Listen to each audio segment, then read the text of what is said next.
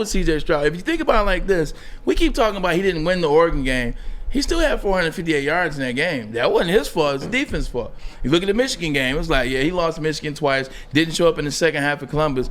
He had 350 and 2 touchdowns 2 years ago. He had 325 and 2 touchdowns this past season. He still has played well. You look at the Georgia game. Everybody thought that was going to be a massacre because of what happened in Columbus, because of who wasn't playing. Should have beat Georgia. Should have beat Georgia in the first round of the semis. So when you look at it from that point, I can see how Frank Reich. And think about it like this way with Frank Reich. Frank Reich knows what he's doing with quarterbacks. He knows what he's doing, and Josh McCown is there as well. He missed it with Carson Wentz, though.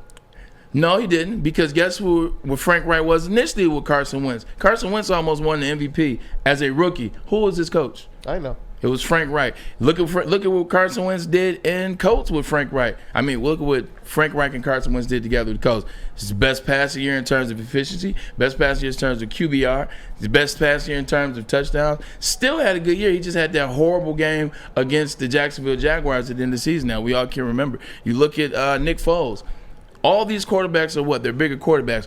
Bryce Young is not the same size as any quarterback that Frank Reich has had, including himself. And it was so good to see Jim Caldwell there, too. Yeah. You know, I mean, Jim Caldwell wearing the colors of the Lions. We just got a panther instead of a lion on his shirt. You know, Carolina blue. Yeah, so good. So you guys threw him away for 9-7. See? Terrible guys. Wasn't Terrible.